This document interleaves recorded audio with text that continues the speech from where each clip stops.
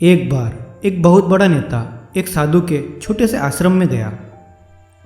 उसने साधु के बारे में बहुत कुछ सुना था, तो उसके मन में आया कि मैं एक बार जाकर देखता हूँ कि लोग उसकी इतनी तारीफ क्यों करते हैं। जब वह उस आश्रम में गया तो वहाँ पर एक छोटा सा कमरा था, जहाँ पर एक कालीन बिछा हुआ था।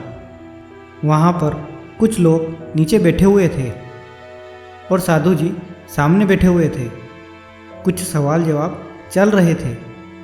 वह नेता उस आश्रम में आया और उस नेता के साथ 4 बॉडीगार्ड भी थे और उसकी ये आदत थी कि जहाँ पर भी वो जाता लोग अपनी जगह से खड़े हो जाते और उसकी तरफ देखते थे, हाथ जोड़ते थे और सर झुकाते थे।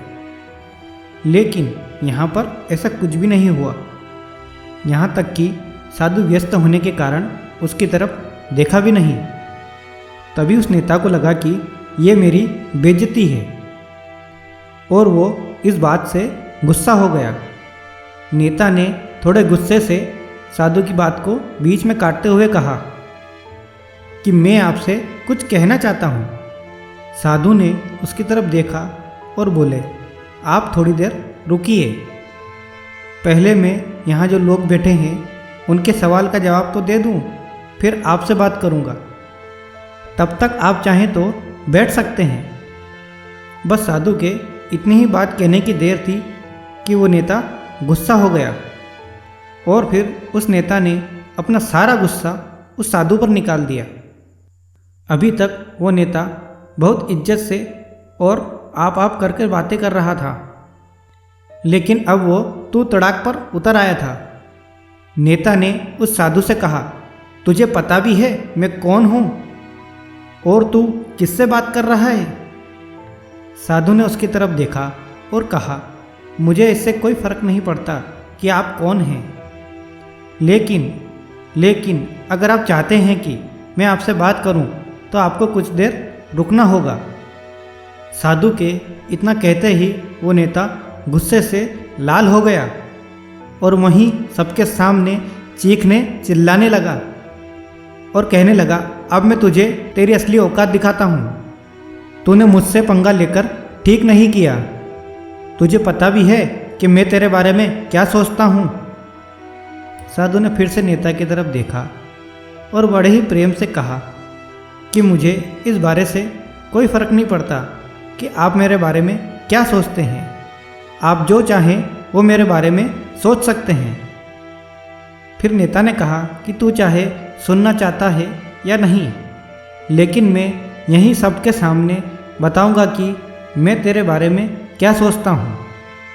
तू कोई साधु नहीं है, तू एक घटिया इंसान है, तू एक ढोंगी बाबा है, पाखंडी है और यहाँ जितने लोग बैठे हैं तू उन सबको लूटने के लिए बैठा है और इन सब लोगों को बेवकूफ़ बना रहा है।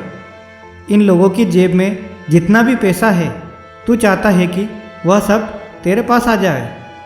तू अपने फ़ायदे के लिए इन सब का इस्तेमाल कर रहा है और अब मैं तुझे नहीं छोड़ने वाला हूँ। पूरी दुनिया के सामने तेरा पर्दाफाश करके रहूँगा।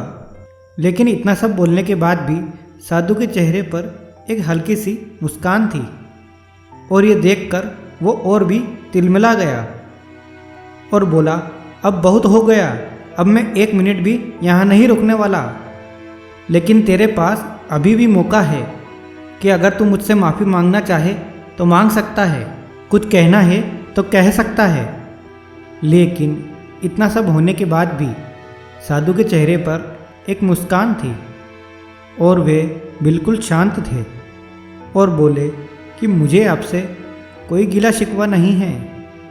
आपके लिए मेरे मन में कोई गलत विचार नहीं है। जो भी आपने मेरे बारे में कहा वो सारी की सारी आपकी ही सोच थी, तो मुझे आप में कोई बुराई नज़र नहीं आती। मुझे आप बहुत ही भले इंसान लग रहे हैं।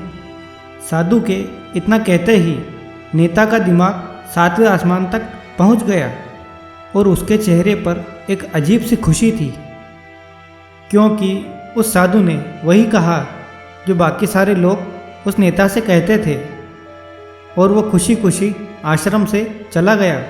और जा कर के अपने पिताजी के साथ बैठ गया। उसके पिताजी उस समय ध्यान में थे। उन्होंने अपना पूरा जीवन लोगों की सेवा करने में लगा दिया था और बदले में कोई भी उम्मीद नहीं की थी। उन्होंने थोड़ी देर बाद अपनी आंखें खोली और देखा कि उनका बेटा सामने ही बैठा हुआ है और उसके चेहरे पर एक अजीब सी खुशी थी जो आज से पहले उन्होंने कभी नहीं देखी थी। फिर उस नेता ने एक एक कर कर अपने पिताजी को दिन भर की होने वाली सारी बातें बताई कि किस तरह से वह आज आश्रम गया और वहाँ पर क्या क्या हुआ और उस साधु ने क्या कहा। जब उसके पिताजी ने उसकी पूरी बात सुनी तो वे मुस्कुराए और बोले, उन्होंने तुम्हारी तारीफ करी क्योंकि उन्होंने वह नहीं कहा जो तुम हो, बल्कि उन्होंने वह कहा जो कि वे खुद हैं। और तुमने जो कुछ भी उन्हें कहा वह नहीं कहा जो वो हैं, बल्कि वो कहा जो तुम खुद हो। और उसके पिता ने उसे बोला कि यह दुनिया वैसी दिखाई देती है कि यह दुनिया वैसी नहीं दिखाई देती जैसी यह दुनिया है, बल्कि यह वैसी दिखाई देती है जैसे कि तुम खुद हो। जैसा वह व्यक्ति है यह दुनिया उसे उसी तरह से दिखाई देगी। जिस नज़र से तुम इस दुनिया को देखोगे यह दुनिया बिल्कुल वैसी ही नज़र आएगी। अगर इस दुनिया को बदलना है तो अपनी नज़र को बदलो।